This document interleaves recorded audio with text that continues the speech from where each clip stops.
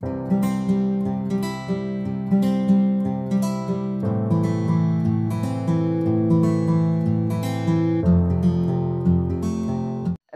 বন্ধু বান্ধৱীসকল, ৰাগীতিলৈ আপোনালোকক স্বাগতম। ক্ৰমাগতভাৱে আমি ইণ্ডিয়ান হিষ্ট্ৰী পাৰ্টটো আলোচনা কৰি আছোঁ। আজি আমি ভাৰতীয় জাতীয় কংগ্ৰেছৰ অধিৱেশনবিলাকৰ বিষয়ে আলোচনা কৰিম। ক'ত কেতিয়া কেনেকৈ অধিৱেশনবিলাক হৈছিলে, ইয়াত কোনে অধ্যক্ষতা কৰিছিলে, সেই সময়ত কংগ্ৰেছৰ যিখন অধিৱেশন হৈছিলে সেই অধিৱেশনখনৰ সময়ত কি উল্লেখযোগ্য ঘটনা সংঘটিত হৈছিলে, তাত কোনে কোনে অংশগ্ৰহণ কৰিছিলে, সেইবিলাকৰ বিষয়ে আলোচনা কৰিম। আমি পাই আহিছোঁ যে কংগ্ৰেছ ইংৰাজসকলে স্থাপন কৰিছিলে। তেওঁলোকে কংগ্ৰেছক এক সুৰক্ষা কৱচ হিচাপে স্থাপন কৰিছিলে। যেতিয়া 1857 চনৰ চিপাহী বিদ্ৰোহ হৈছিলে, 1857 চনৰ চিপাহী বিদ্ৰোহ হোৱাৰ ফলত ইংৰাজসকলে ভয় খাইছিলে যে এনেকুৱা এটা বিদ্ৰোহ পুনৰ হ'বলৈ হ'লে তেওঁলোকৰ ইয়াত অস্তিত্ব নাইকিয়া হ'ব। কাৰণ চিপাহী বিদ্ৰোহত বহুত হিংসা হৈ গৈছিলে, ইংৰাজসকলক বহুত য'তে পায় ত'তে মাৰিছিলে, তেনেকুৱা ধৰণৰ পৰিস্থিতি হৈ গৈছিলে। আৰু সেইকাৰণে তেওঁলোকে আশা কৰিছিলে যে এনেকুৱা এটা সংগঠন গঠন হওক, যি সংগঠনৰ জৰিয়তে তেওঁলোকে তেওঁলোকৰ লগত আলোচনা কৰিব পাৰিব আৰু আলোচনা কৰি গম পাব যে ভাৰতত কি হৈ আছে, বা কিবা যদি বিদ্ৰোহৰ গম পায় তেতিয়া তেওঁলোকে আগতীয়াকৈ ৰেডি হ'ব পাৰিব। সেই অনুসৰি তেওঁলোকে এটা সংগঠন স্থাপন কৰিছিলে, আৰু যিটোক আমাৰ ভাৰতীয় জাতীয় কংগ্ৰেছ হিচাপে আমি এতিয়া কওঁ, সেই জাতীয় কংগ্ৰেছ স্থাপন হৈছিলে। সেই অনুসৰি তেওঁলোকে যে ভাবিলে তেওঁলোকে এটা সংগঠন স্থাপন কৰিব, সেই অনুসৰি 1883 চনত এলেন অক্টেভিয়ান হিউম নামৰ এজন ইংৰাজ কৰ্মচাৰী, যিজন ব্ৰিটিছৰ অসামৰিক সেৱাৰ কৰ্মচাৰী আছিলে, সেই লোকজনে এখন চিঠি লিখিছিলে কলকাতা বিশ্ববিদ্যালয়ৰ অধ্যয়নৰত ছাত্ৰসকললৈ যে আমি এনেকুৱা এটা সংগঠন গঠন কৰিব খুজিছোঁ, তোমালোকে কেনেকুৱা ভাবা, তোমালোকে ইয়াত নিজৰ মতামত প্ৰকাশ কৰিব পাৰা। সেইকাৰণে এখন চিঠি লিখিছিলে। আৰু 1885 চনৰ 28 ডিচেম্বৰৰ পৰা 31 ডিচেম্বৰলৈ কংগ্ৰেছৰ প্ৰথমখন অধিৱেশন হৈছিলে, আৰু সেইখন হৈছিলে বম্বেত। একদম মনত ৰাখিব দেই, এইকেইটা বহুত ইম্পৰ্টেণ্ট। 1885 চনৰ 28 ডিচেম্বৰত হৈছিলে, আৰু সেই যিখন অধিৱেশন হৈছিলে সেই অধিৱেশনখন গোকুল দাস তেজপাল সংস্কৃত মহাবিদ্যালয়ত অনুষ্ঠিত হৈছিলে, আৰু ইয়াত 72 জন লোকে অংশগ্ৰহণ কৰিছিলে। সেই সময়ত ভাৰতৰ ভাইচৰ আছিলে লৰ্ড ডাফৰিন। লৰ্ড ডাফৰিনৰ অনুমতি সাপেক্ষে এলেন অক্টেভিয়ান হিউমৰ সম্পাদনাত আৰু উমেশ চন্দ্ৰ বেনাৰ্জীৰ সভাপতিত্বত কংগ্ৰেছৰ প্ৰথমখন অধিৱেশন হৈছিলে। আমি এতিয়া একাধিক্ৰমে চাওঁ ক'ত কেতিয়া হৈছিলে। ফাৰ্ষ্টখন অধিৱেশনটো আমি পালোৱেই, আৰু হ'লেও এবাৰ চাই লওঁ। প্ৰথমখন হৈছিলে 1885 চনত, আমি সেইখনৰ বিষয়ে পাই আহিছোঁ, আৰু সেইখন হৈছিলে 1885 চনৰ 28 ডিচেম্বৰৰ পৰা 31 ডিচেম্বৰলৈকে। সেইখন হৈছিলে বম্বেৰ গোকুল দাস তেজপাল সংস্কৃত মহাবিদ্যালয়ত, আমি সেইখিনি পাই আহিছোঁৱে। তাত 72 জন লোক উপস্থিত আছিলে, আৰু ইয়াত সভাপতিত্ব কৰিছিলে উমেশ চন্দ্ৰ বেনাৰ্জীয়ে। এতিয়া গোটেইকেইটা সুধি থকা দেখা যায় যে গোটেইকেইটা সুধিব পাৰে। আৰু আমাৰ প্ৰথমৰ পৰা যিকেইখন অধিৱেশন হ'ব, 6-7 নম্বৰ মানলৈকে যিকেইখন অধিৱেশন হ'ব, সেইকেইখনত আমি এই কথাকেইটাই মনত ৰাখিব লাগিব, কেতিয়া হৈছিলে, ক'ত হৈছিলে, আৰু ইয়াত সভাপতিত্ব কোনে কৰিছিলে। ইয়াত সেই সময়ত কংগ্ৰেছে বিশেষ ভূমিকা গ্ৰহণ কৰা নাছিলে। তেওঁলোকেও যেনেকৈ ইংৰাজে ভাবিছিলে যে সংগঠনটো হ'ব, তেওঁলোকৰ লগত আলোচনা কৰিব, আৰু কংগ্ৰেছেও তেনেকৈ তেওঁলোকৰ যিবিলাক সমস্যা আছে সেই সমস্যাবিলাক ইংৰাজক ক'ব, তেওঁলোকৰ লগত শান্তিপূৰ্ণভাৱে আলোচনা কৰিব, তেওঁলোক গোট খাব, তেনেকুৱা ধৰণেহে তাত অনুষ্ঠিত হৈছিলে। তেওঁলোকে বিশেষ ভূমিকা গ্ৰহণ কৰা নাছিলে। আৰু যেতিয়া নৰম দল আৰু গৰম দল দুটা ভাগত ভাগ হৈছিলে, যেতিয়া কংগ্ৰেছলৈ গৰম দল আহিছিলে, তেতিয়াৰ পৰাহে কংগ্ৰেছ বহুত শক্তিশালী ৰূপ লৈছিলে। আৰু সেই সময়ত গভৰ্ণৰ আছিলে লৰ্ড কাৰ্জন। লৰ্ড কাৰ্জনে তেতিয়া কৈছিলে কংগ্ৰেছ অতি সোনকালে বিলুপ্ত হ'ব, আৰু মই সেইটো আশা কৰোঁ। আমি সেইখিনি পাম বাৰু। লৰ্ড ডাফৰিনেও কৈছিলে যে লৰ্ড ডাফৰিনেও বহুত ভাল পোৱা নাছিলে। এওঁ পাছত কৈছিলে যে কংগ্ৰেছ এমুঠি মানুহৰ এটা সংগঠন, সেইটো আমি কোনো ধৰণে ভয় কৰিবলগীয়া কথা নহয়, তেনেকৈ ধৰণে তেওঁ কৈছিলে। আহিলে 1886 চনৰ ভাৰতীয় জাতীয় কংগ্ৰেছৰ অধিৱেশন, আৰু সেই অধিৱেশনখন হৈছিলে কলকাতাত, আৰু ইয়াৰ অধ্যক্ষতা কৰিছিলে দাদাভাই নৌৰোজীয়ে।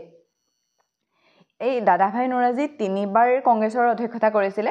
প্ৰথম আমি এখন পাইছোঁৱে কলকাতা অধিৱেশন 1886 চনত কৰিছিলে, 1893 চনত কৰিছিলে, আৰু 1806 চনত কলকাতাৰ অধিৱেশনতহে তেওঁ পুনৰ অধ্যক্ষতা কৰিছিলে।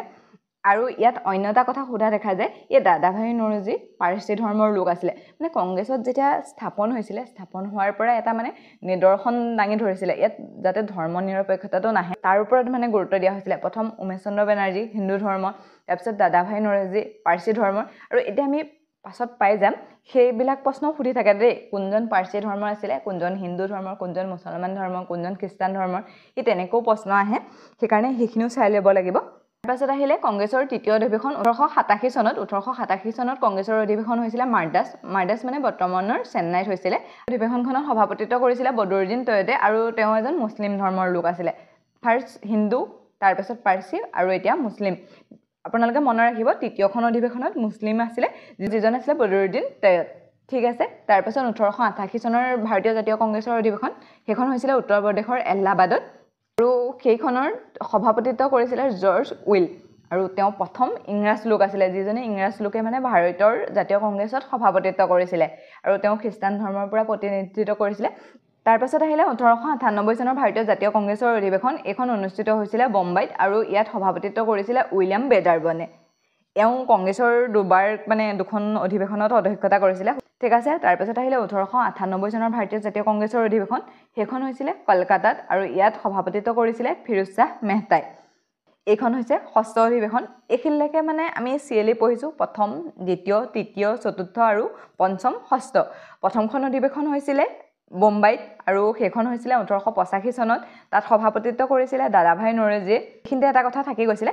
প্ৰথমতে আমি ভাৰতীয় জাতীয় কংগ্ৰেছ বুলি ইয়াক কোৱা হোৱা নাছিলে প্ৰথমতে ভাৰতীয় ৰাষ্ট্ৰৰ সংঘ বুলি কোৱা হৈছিলে মানে যেটো সংগঠন গঠন হৈছিলে সেই সংগঠনটোক ভাৰতীয় ৰাষ্ট্ৰীয় সংঘ বুলি কোৱা হৈছিলে কিন্তু পাছলৈ ভাৰতীয় জাতীয় কংগ্ৰেছ কৰিছিলে আৰু এই কংগ্ৰেছ নামটো দিছিলে দাদাভাই নৰজীয়ে এতিয়ালৈকে আমি সিএলই পঢ়িলো প্ৰথম দ্বিতীয় তৃতীয় চতুৰ্থ এনেকৈ পঢ়িলো কিন্তু এতিয়াৰ পৰা পঢ়িম যিকেইখন ইম্পৰ্টেণ্ট হয় ক'ত হৈছিলে এতিয়া ধৰক প্ৰত্যেক বছৰে কংগ্ৰেছৰ অধিৱেশন হয় আৰু ডিচেম্বৰ মাহত প্ৰত্যেক বছৰে মানে এই বছৰ হ'ল এনেকৈ প্ৰত্যেক বছৰ হৈ থাকে আৰু তাত আমি বিশেষ চাবলগীয়া নাই বা কিবা ঘটনা নঘটিলে আমাৰ এক্সামৰ দৃষ্টিকোণৰ পৰা সেইখিনি ইম্পৰ্টেণ্টো নহয় সেইকাৰণে আমি এতিয়া যিখিনি আমাৰ এক্সামৰ দৃষ্টিকোণৰ পৰা ইম্পৰ্টেণ্ট সেইবিলাকেই চাই যাম এতিয়া আহোঁ 1896 চনৰ ভাৰতীয় জাতীয় কংগ্ৰেছৰ অধিৱেশনলৈ এই অধিৱেশনখন অনুষ্ঠিত হৈছিলে কলকাতাত আৰু ইয়াত সভাপতিত্ব কৰিছিলে ৰহমতুল্লাহ চিয়ানিয়ে ঠিক আছে সেই যিখন অধিৱেশন হৈছিলে এই অধিৱেশনখন এটো কাৰণে ইম্পৰ্টেণ্ট এই অধিৱেশনখনত প্ৰথমবাৰৰ বাবে বন্দে মাতৰম গীতটো গোৱা হৈছিলে যেটো আমাৰ বন্দে মাতৰম গীত আছে সেই গীতটো প্ৰথমবাৰৰ কাৰণে গোৱা হৈছে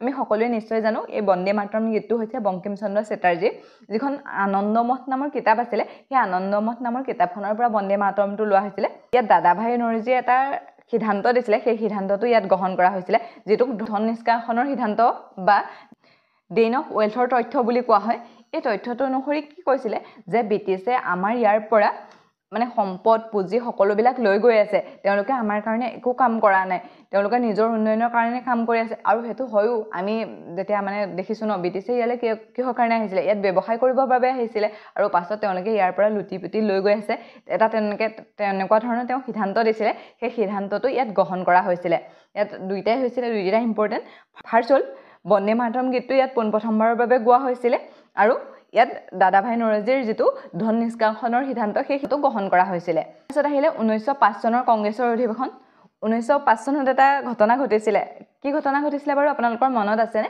1905 চনত বংগখন বিভাজন কৰা হৈছিলে মুছলমান লোকক বেছিকৈ ৰাখি এফালে হিন্দু লোকক বেছিকৈ ৰাখি বংগখন বিভাজন কৰি লোৱা হৈছিলে তাৰলৈ বহুত আন্দোলনো হৈছিলে আৰু সেই বিভাজনটো মানে যেতিয়া বংগ বিভাজন কৰিছিলে হেতু আগষ্ট ছেপ্টেম্বৰ মানত হৈছিলে আৰু যিখন অধিৱেশন হয় কংগ্ৰেছৰ সেই অধিৱেশনখন হয় ডিসেম্বৰ মাহত ঠিক আছে এই অধিৱেশনখনতেই স্বদেশী প্ৰস্তাৱ গ্ৰহণ কৰা হৈছিলে আমি চাম কেনেকৈ কি কৰিলে কেনেকৈ গ্ৰহণ কৰিলে এই 5 চনৰ কংগ্ৰেছৰ অধিৱেশনখন হৈছিলে উত্তৰ প্ৰদেশৰ বাৰাণসীত আৰু ইয়াত সভাপতিত্ব কৰিছিলে গোপাল কৃষ্ণ গোখলে যিজন মহাত্মা গান্ধীৰ গুৰু আছিলে আমি পাইছো ন 1915 চনত যেতিয়া মহাত্মা গান্ধী ভাৰতলৈ দক্ষিণ আফ্ৰিকাৰ পৰা ঘূৰি আহিছিলে তেতিয়া এই গোপাল কৃষ্ণ গোখলে মহাত্মা গান্ধীক কৈছিলে যে গয়ে তুমি ৰাজনীতিত অংশগ্ৰহণ নকৰিবা সোনকালে তাৰ পৰিস্থিতিটো কি হৈ আছে চাই লোৱা সেইকাৰণে তেওঁ 1915 চনত আহি 1916 চনতহে ভাৰতৰ ৰাজনীতিত অংশগ্ৰহণ কৰিছিলে যিখন তেওঁ কংগ্ৰেছৰ প্ৰথম অধিৱেশনত অংশগ্ৰহণ কৰিছিলেগে সেই গোপাল কৃষ্ণ গোখলে স্বদেশী আন্দোলনৰ প্ৰস্তাৱটো গ্ৰহণ কৰিছিলে স্বদেশী আন্দোলনৰ জৰিয়তে কি কৰা হৈছিলে যে এই বংগ বিভাজন যে কৰা হৈছিলে সেই বংগ বিভাজন মানে নাইকা কৰিব বা যে বংগ বিভাজন হ'বলে নালাগে তাৰ লৈ এটা আন্দোলন কৰা হৈছিলে যেটোক আমি স্বদেশী আন্দোলন বুলি কওঁ এই আন্দোলনৰ জৰিয়তে আমাৰ নিজৰ যিখিনি স্বদেশৰ বস্তু আছে সেই বস্তুবিলাক ব্যৱহাৰ কৰাৰ ওপৰত গুৰুত্ব দিছিলে ইংৰাজৰ যিখিনি বস্তু সেইখিনি বহিষ্কাৰ কৰাৰ ওপৰত গুৰুত্ব দিছিলে মানে ইংৰাজৰ বস্তু ব্যৱহাৰ নকৰা সেইবিলাকৰ লৈ এটা আন্দোলন গঢ় উঠিছিলে যেটোক আমি স্বদেশী আন্দোলন বুলি কওঁ আৰু সেই 1905 চনৰ যিখন কংগ্ৰেছৰ অধিৱেশন হৈছিলে সেই অধিৱেশনখনতে ইয়াত গ্ৰহণ কৰা হৈছিলে তাৰ পাছত আহিলে 1906 চনত ভাৰতীয় জাতীয় কংগ্ৰেছৰ অধিৱেশন 1906 চনৰ জাতীয় কংগ্ৰেছৰ অধিৱেশন হৈছিলে কলকাতাত আৰু ইয়াত সভাপতিত্ব কৰিছিল দাদাভাই নৰজী ইয়াত সকলোতকৈ ইম্পৰ্টেণ্ট কথাটো হৈছে এই যিখন মানে 1906 চনৰ কলকাতাৰ অধিৱেশন হৈছিলে সেই অধিৱেশনখনত স্বৰাজ শব্দটো প্ৰথমবাৰৰ বাবে উল্লেখ কৰা হৈছে এটো বহুত কেইবাৰ সোধা দেখা গৈছে কোনখন অধিৱেশনত স্বৰাজ শব্দটো প্ৰথমবাৰৰ বাবে ব্যৱহাৰ কৰিছিলে 1906 চনৰ কলকাতা অধিৱেশনত আৰু সেইটো ব্যৱহাৰ কৰিছিলে দাদাভাই নৰোজীয়ে প্ৰথম আহিলে স্বদেশী তাৰ পাছত আহিলে স্বৰাজ স্বৰাজ মানে নিজে শাসন কৰা এখন ৰাজ্য নিজৰ ৰাজ্য মানে সেইটো হৈছে স্বৰাজ স্বৰাজ শব্দটো এই কংগ্ৰেছৰ অধিৱেশনখনতে উল্লেখ কৰিছিলে 1906 চনত মুছলিম লীগৰো গঠন হৈছিলে আমি পাই আহিছো ন আগা খান আৰু ছালিমুল্লাহ খানৰ নেতৃত্বত ঢাকাত মুছলিম লীগৰ গঠন হৈছিলে তেতিয়ালৈকে মানে কংগ্ৰেছৰ আৰু মুছলিম লীগৰ কোনো সম্পৰ্ক নাছিলে হেতু মানে নতুনকৈ এটা সংগঠন গঠন হৈছে আৰু যেটো 1906 চনত গঠন হৈছিলে তাৰ পাছত আহিলে 1907 চনৰ জাতীয় কংগ্ৰেছৰ অধিৱেশন এটো বহুত ইম্পৰ্টেন্ট হয় যেটো সুৰাটত অনুষ্ঠিত হৈছিলে 1906 চনৰ কংগ্ৰেছৰ অধিৱেশন হৈছিলে তেতিয়াই কংগ্ৰেছৰ মাজত অলপ বিদ্ৰোহ দেখা দিছিলে মানে যিসকল লোক আছিল কংগ্ৰেছৰ তাৰে আধাখিনি নৰম দলৰ আছিল আৰু আধাখিনি গৰম দলৰ আছিল মানে এনেকুৱা ধৰণৰ আধা মানে কংগ্ৰেছৰ আধা মানুহে হিংসা বা ব্ৰিটিছক মানে সোনকালে খেদি পঠিয়াব লাগে তেনেকুৱা ধৰণৰ চিন্তাধাৰা আছিল আৰু আধাখিনিৰ মতে আছিল যে শান্তশিষ্টকে মানে ভালকে কথা পাতি আমি নিজৰ দেশৰ স্বাধীনতা ল'ব পাৰিম তেনেকৈ তেওঁলোকে ভাবিছিলে কিন্তু গৰম দলে সেইখিনি কথা বিশ্বাস কৰা নাছিল সেইকাৰণে তেওঁলোকৰ মাজত বিদ্ৰোহ ষ্টাৰ্ট হৈ গৈছিল 1906 চনতে আৰু গৰম দলে কৈছিলে মানে তেতিয়া যে ইমান দিনৰ পৰা 1885 চনৰ পৰা আপোনালোকে ইংৰাজৰ সমৰ্থনতে ইংৰাজৰ হাতে হাঁ মিলাই গৈ আছে কিন্তু কিবা লাভ হৈছে জানো এতিয়ালৈকে তো আমি একো কৰিব পৰা নাই আমি সেইকাৰণে হিংসাৰ আশ্ৰয় ল'ব লাগে যিকোনো কাৰণতে মানে আমি ইংৰাজৰ পৰা স্বাধীনতা ল'ব লাগে কিন্তু নৰম দলে সেই কথাটো না মানে তেওঁলোকে হিংসা মানিয়ে নলয় আৰু সেই কাৰণে 1907 চনৰ যিখন সুৰাটৰ অধিৱেশন হৈছিল তাত কংগ্ৰেছৰ বিভাজন হৈছিল সেই সময়ত আছিলে লৰ্ড কাৰ্জনে তেতিয়া কৈছিলে যে কংগ্ৰেছে এতিয়া শেষ উশাহ লৈ আছে আৰু মই অন্তৰৰ পৰা আশা কৰো যাতে কংগ্ৰেছ মৰাত মই সহায় কৰিব পাৰো ইংৰাজসকলে কংগ্ৰেছ গঠন কৰিছিলে কিন্তু তেওঁলোকে গম পাই গৈছিলে যে এনেকে ধৰণে সংগঠিত হৈ থাকিবলৈ হলে মানে এনেকুৱা ধৰণৰ সংগঠিত হৈ থাকিবলৈ হলে মানে পাছত আমাৰ কাৰণে দিগদাৰ হ'ব আৰু সেইকাৰণে কংগ্ৰেছক বহুত বেয়া পাইছিল আৰু এই লৰ্ড যিজন কাৰ্জন আছিল তেওঁতো একদম বহুত বেছি বেয়া পায় আৰু সেইকাৰণে তেওঁ কৈছিল যে তেওঁ মৰাত সহায় কৰিব পাৰে আৰু যেতিয়া অংশ হৈ যাব বুলি তেওঁলোকে ভালো পাইছিল গৰম দলৰ কি হৈছিল তেওঁলোকে বিভাজন হোৱাৰ মেইন মানে কাৰণটো এনেকুৱা ধৰণৰ আছিল এই গৰম দলৰ লোকসকলে তেওঁলোকৰ পৰা এজন সভাপতি কৰিব বিচাৰিছিল যিজন আছিল লালা লাজপত ৰায় পাইছে লালা লাজপত ৰায় সাইমন কমিছনৰ বিৰোধিতা কৰিছিল আৰু তেওঁক লাঠিৰে মৰিয়াই পেলাই হত্যা কৰা হৈছিল কিন্তু নৰম দলৰ লোকসকলে ৰাজবিহাৰী বসুক অধ্যক্ষ কৰিব বিচাৰিছিল যে আমাৰ ফালৰ পৰা এজনহে অধ্যক্ষ হ'ব মানে গৰম দলৰ লোক অধ্যক্ষতা কৰিব নোৱাৰে বা তেওঁলোকে উচ্চতাই দিব নোৱাৰে মানে সেইকাৰণে ৰাজবিহাৰী বসুক অধ্যক্ষ কৰিব বিচাৰিছিল ফলত গৰম দলে প্ৰতিবাদ কৰিলে যে নহব তোমালোকেতো 1885 চনৰ পৰাই অধ্যক্ষতা কৰি আছা এতিয়ালৈকে কিবা কৰিব পাৰিছা জানো আৰু সেইবিলাক কথাত লাগিয়ে 1907 চনত কংগ্ৰেছৰ পুৰা সম্পূৰ্ণৰূপে বিভাজন হৈ গ'ল এফালে থাকিলে গৰম দল আৰু এফালে থাকিলে নৰম দল আৰু ইংৰাজে মানে তেতিয়া ভাবিছে আৰু ৰক্ষা আমি ভুলতে কংগ্ৰেছটো স্থাপন কৰিছিলো এতিয়া আমি মানে শান্তি পাম আৰু কিন্তু কি হ'ল তাৰ উল্টা হৈ গ'ল এই গৰম দলৰ লোকসকলে হিংসাৰ আশ্ৰয় লয় যতে ইংৰাজক পায় ততে মাৰে মানে তেওঁলোকে এতিয়া ধৰক কোনোবা এজনে চুলি কাটিবলৈ গৈছে ন ইংৰাজ মাৰি দিব আৰু যেতিয়া ইংৰাজসকলে ৰেডি হৈ যায় যে আজি আমাক কোনোবাই যদি কিবা মানে অত্যাচাৰ কৰে বা কিবা কিবি কৰে আমি মাৰিম তেতিয়া নৰম দলৰ লোকক পাই যায় নৰম দলৰ লোকে কোনো ধৰণৰ হিংসাৰ আশ্ৰয় নলয় ইংৰাজৰ বহুত মানে তেওঁলোকে অশান্তি কৰি দিছিলে যেটো মানে আমি সুৰাটৰ কংগ্ৰেছ বিভাজন বুলি ক'ব পাৰো এটো ইম্পৰ্টেন্ট হয় হেতু হৈছিল 1907 চনত তাৰ পাছত আহো 1908 চনৰ জাতীয় কংগ্ৰেছৰ অধিৱেশন 1908 চনৰ জাতীয় কংগ্ৰেছৰ অধিৱেশন হৈছিল চেন্নাইত পূৰ্বৰ মাদ্ৰাজ বুলি কওঁ মাদ্ৰাজত হৈছিল আৰু ইয়াত সভাপতিত্ব কৰিছিল ৰাজবিহাৰী ঘোষে কংগ্ৰেছৰ এই অধিৱেশনখনতে ৰাজবিহাৰী বসুৰ দ্বাৰা কংগ্ৰেছৰ সংবিধান আৰম্ভ কৰা হৈছিল তাৰ পাছত আহিলে 1911 চনৰ জাতীয় কংগ্ৰেছৰ অধিৱেশন আমি পাইছো 1905 চনত বংগ বিভাজনৰ কথা কোৱা হৈছিল তাৰ পাছত স্বদেশী আন্দোলন হ'ল সেইবিলাকৰ পাছত 1911 চন যেতিয়া আহিলে 1911 চনত মানে বংগ বিভাজন নহয় বুলি ইংৰাজসকলে ঘোষণা কৰিলে আৰু কি কৰিলে প্ৰথম অৱস্থাত আমাৰ ভাৰতখনৰ ৰাজধানী আছিল কলকাতাত বংগ প্ৰদেশত আছিল মানে তাৰ পাছত সেই কলকাতাৰ পৰা ৰাজধানী দিল্লীলৈ লৈ যোৱা হৈছিল 1911 চনত আৰু হেতু ঘোষণা কৰা হৈছিল মানে 1911 চনত কিন্তু 1912 চনৰ 1 জানুৱাৰী দিনাখনি দিল্লীলৈ ৰাজধানী স্থানান্তৰ কৰা হৈছিল তালৈ ইংলেণ্ডৰ ৰজা আৰু ৰাণী আহিছিল তেওঁলোকে তাত অংশগ্ৰহণ কৰিছিল আৰু সেই বছৰৰ কংগ্ৰেছৰ অধিৱেশনখন অনুষ্ঠিত হৈছিল কলকাতাত আৰু ইয়াতেই পোনপ্ৰথমবাৰৰ বাবে জনগণ মন গীতটো গোৱা হৈছিল ৰাজহুৱাভাৱে মানে সেই গীতটো গোৱা হৈছিল আৰু সভাপতিত্ব কৰিছিল বিখন নাৰায়ণ ধৰে আমি আগতে পাইছো ন বন্দে মাতৰম গীতটো গাইছিল এই দুটা সুধি থাকে এইটা কনফিউজ নকৰিব প্ৰথমে গাইছিল বন্দে মাতৰম গাইছিল 1896 চনত আৰু জনগণ মনটো পোনপ্ৰথমবাৰৰ বাবে গোৱা হৈছিল 1911 চনত ফাৰ্ষ্ট বন্দে মাতৰম আৰু ছেকেণ্ড গাইছিলে জনগণ মনতো, যিটো ৰবীন্দ্ৰনাথ ঠাকুৰে লিখিছিলে। তাৰ পাছত আহিলে 1916 চনৰ জাতীয় কংগ্ৰেছৰ অধিৱেশন। সেইখন অধিৱেশন হৈছিলে লক্ষ্ণৌত। আৰু ইয়াত কোনে অংশগ্ৰহণ কৰিছিলে বাৰু? ইয়াত মহাত্মা গান্ধীয়ে অংশগ্ৰহণ কৰিছিলে। তেওঁ 1915 চনত ভাৰতলৈ আহিছিলে দক্ষিণ আফ্ৰিকাৰ পৰা, আৰু তাৰ পাছতে 1916 চনৰ যিখন লক্ষ্ণৌ অধিৱেশন হৈছিলে তাত তেওঁ প্ৰথমবাৰৰ বাবে অংশগ্ৰহণ কৰিছিলে। আৰু ইয়াতেই তেওঁ ৰাম কুমাৰ শুক্লাক লগ পাইছিলে, যিজন বিহাৰৰ আছিলে। তেতিয়াই সেই ৰাম কুমাৰ শুক্লাই 3 কঠীয়া পদ্ধতিৰ কথা কৈছিলে, নীলাজে নীল খেতি কৰাৰ কাৰণে মানে বহুত বাধ্য কৰাইছিলে, সেইবিলাক কথা কৈছিলে। আৰু তাৰ পাছত 1917 চনত মহাত্মা গান্ধী বিহাৰলৈ গৈছিলে। তাত তেওঁ চম্পাৰণত, বিহাৰৰ যিখিনি চম্পাৰণ নামৰ জেগা, তাত গৈ তেওঁ চম্পাৰণ বিদ্ৰোহ কৰিছিলে, যিটো মহাত্মা গান্ধীৰ প্ৰথম বিদ্ৰোহ আছিলে। ঠিক আছে বাৰু, সেইখিনি আমি পাই আহিছোঁ। এতিয়া চাওঁ সেই সময়ত কংগ্ৰেছৰ অধিৱেশনত কি হৈছিলে। আমি মহাত্মা গান্ধী আহিছিলে গম পাইছোঁৱে। তাতে এই যে নৰম দল আৰু গৰম দল ভাগ হৈছিলে, 1907 চনত গৰম দল আৰু নৰম দল ভাগ হৈ যোৱা নাছিলে জানো কংগ্ৰেছৰ? সেই নৰম দল আৰু গৰম দলক লগাই দিয়া হৈছিলে।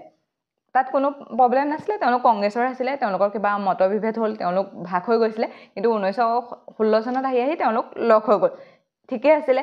কিন্তু তাত মুছলিম লীগকো লগাই দিয়া হ'ল। মুছলিম লীগৰ আদৰ্শ বহুত বেলেগ আছিলে। 1909 চনত মিণ্টু মৰলি বিল আহিছিলে, আৰু সেই বিলখনৰ অনুসৰি মানে কোৱা হৈছিলে যে মুছলমানসকলক পৃথক জেগাৰ পৰা পৃথক নিৰ্বাচন দিয়া হ'ব। আৰু সেই কথাটো 1916 চনত মানি লোৱা হৈছিলে, আৰু সেই কথাটো মানি লৈ মুছলিম লীগকো কংগ্ৰেছৰ লগত লগাই দিয়া হৈছিলে। আৰু যিটোৱে মানে পাছলৈ পাকিস্তান গঠনত বিশেষভাৱে মানে ভূমিকা গ্ৰহণ কৰিছিলে। তেওঁ চাগে এনেকৈ ভাবিছিলে যদি গোটেইখিনি লগাই দিলে, একেলগতে থাকিলে, ব্ৰিটিছৰ বিৰুদ্ধে একেলগতে ওলাই যাবলৈ সকলোৰে সুবিধা হ'ব, কাৰণে তেওঁলোকক লগাই দিয়া হৈছিলে। আৰু এই কামটো কৰিছিলে বাল গংগাধৰ তিলক আৰু এনি বেচাণ্টে, যিসকলে হোম ৰুল আন্দোলন চলাইছিলে। তেওঁলোকে আমি পাইছোঁ ন, তেওঁলোকে হোম ৰুল আন্দোলন চলাইছিলে। ইয়াতে বাল গংগাধৰ তিলকে কৈছিলে স্বৰাজ মোৰ জন্মগত অধিকাৰ, ইয়াক মই লৈহে এৰিম।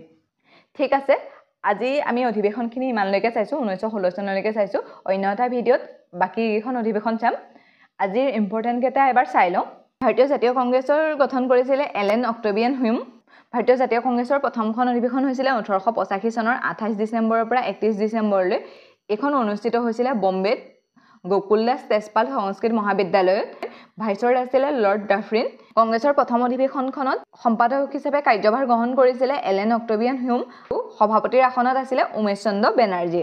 ইয়াত 72 জন লোকে প্ৰতিনিধিত্ব কৰিছিলে। তাৰপাছত আহিলে 1894 চনৰ জাতীয় কংগ্ৰেছৰ অধিৱেশন। এইখন হৈছিলে কলকাতাত। ইয়াত সভাপতিত্ব কৰিছিলে দাদাভাই নৌৰোজীয়ে, যিজন পাৰ্চী ধৰ্মৰ লোক আছিলে। তেওঁ 3বাৰ কংগ্ৰেছৰ অধিৱেশনত অধ্যক্ষতা কৰিছিলে। প্ৰথমখন 1886 চনত, 1893 চনত আৰু 1806 চনত। 1887 চনৰ জাতীয় কংগ্ৰেছৰ অধিৱেশন, সেইখন হৈছিলে মাদ্ৰাছত, আৰু ইয়াত সভাপতিত্ব কৰিছিলে বদৰুদ্দিন তৈয়দে, আৰু তেওঁ প্ৰথম মুছলিম অধ্যক্ষ আছিলে। চতুৰ্থ অধিৱেশনখন হৈছিলে 1888 চনত। এইখন হৈছিলে এলাহাবাদত, আৰু ইয়াত সভাপতিত্ব কৰিছিলে জৰ্জ উইল, যিজন ইংৰাজৰ প্ৰথম অধ্যক্ষ আছিলে। তাৰপাছত 1898 চনৰ জাতীয় কংগ্ৰেছৰ অধিৱেশন, সেইখন হৈছিলে বোম্বাইত, আৰু ইয়াত সভাপতিত্ব কৰিছিলে উইলিয়াম এবেডাৰবনে। তাৰপাছত 1898 চনৰ কংগ্ৰেছৰ অধিৱেশন অনুষ্ঠিত হৈছিলে কলকাতাত, আৰু ইয়াত সভাপতিত্ব কৰিছিলে ফিৰোজ শ্বাহ মেহতাই। 1896 চনৰ জাতীয় কংগ্ৰেছৰ অধিৱেশন, এইখনত পোনপ্ৰথমবাৰৰ বাবে বন্দে মাতৰম গীতটো গোৱা হৈছিলে, যিটো বংকিম চন্দ্ৰ চেটাৰ্জীৰ আনন্দমন নামৰ কিতাপখনৰ পৰা লোৱা হৈছিলে। আৰু ইয়াত দাদাভাই নৌৰোজীয়ে ডেইন অফ ৱেলথ অৰ্থাৎ ধন নিষ্কাশনৰ সিদ্ধান্ত দিছিলে। 1905 চনৰ জাতীয় কংগ্ৰেছৰ অধিৱেশন, 1905 চনৰ জাতীয় কংগ্ৰেছৰ অধিৱেশন অনুষ্ঠিত হৈছিলে উত্তৰ প্ৰদেশৰ বাৰাণসীত। ইয়াত সভাপতিত্ব কৰিছিলে গোপাল কৃষ্ণ গোখলে, যিজন মহাত্মা গান্ধীৰ গুৰু আছিলে। আৰু ইয়াতেই স্বদেশী আন্দোলনৰ প্ৰস্তাৱ গ্ৰহণ কৰা হৈছিলে। 1906 চনৰ জাতীয় কংগ্ৰেছৰ অধিৱেশন অনুষ্ঠিত হৈছিলে কলকাতাত। ইয়াত সভাপতিত্ব কৰিছিলে দাদাভাই নৌৰোজীয়ে। আৰু এই যিখন কংগ্ৰেছৰ অধিৱেশন আছিলে, সেই অধিৱেশনখনতে পোনপ্ৰথমবাৰৰ বাবে দাদাভাই নৌৰোজীয়ে স্বৰাজ শব্দটো উল্লেখ কৰিছিলে। পোনপ্ৰথমবাৰৰ বাবে দাদাভাই নৌৰোজীয়ে স্বৰাজ শব্দটো উল্লেখ কৰিছিলে। 1907 চনৰ জাতীয় কংগ্ৰেছৰ অধিৱেশন, 1907 চনৰ জাতীয় কংগ্ৰেছৰ অধিৱেশন অনুষ্ঠিত হৈছিলে চুৰাটত, আৰু ইয়াতে কংগ্ৰেছৰ বিভাজন হৈছিলে। এটা গৰম দল আৰু নৰম দল হিচাপে কংগ্ৰেছক বিভাজন কৰি দিয়া হৈছিলে। 1911 চনৰ জাতীয় কংগ্ৰেছৰ অধিৱেশন অনুষ্ঠিত হৈছিলে কলকাতাত, আৰু ইয়াত পোনপ্ৰথমবাৰৰ বাবে জনগণ মন গীতটো গোৱা হৈছিলে, আৰু ইয়াত সভাপতিত্ব কৰিছিলে বিখন নাৰায়ণ ধৰে। সেই সময়তেই বংগ বিভাজনটো উঠাই লোৱা হৈছিলে বুলি ঘোষণা কৰা হৈছিলে। 1916 চনৰ জাতীয় কংগ্ৰেছৰ অধিৱেশন, সেইখন হৈছিলে লক্ষ্ণৌত। সভাপতিত্ব কৰিছিলে অম্বিকা চন্দ্ৰ মজুমদাৰে, আৰু এই অধিৱেশনখনতেই পোনপ্ৰথমবাৰৰ বাবে মহাত্মা গান্ধীয়ে অংশগ্ৰহণ কৰিছিলে। ইয়াত গৰম দল, নৰম দল আৰু মুছলিম লীগক লগাই দিয়া হৈছিলে। ঠিক আছে, আজিলৈ ইমানতে এৰিছোঁ। অন্য এটা ভিডিঅ'ত লগ পোৱাৰ প্ৰতিশ্ৰুতিৰে।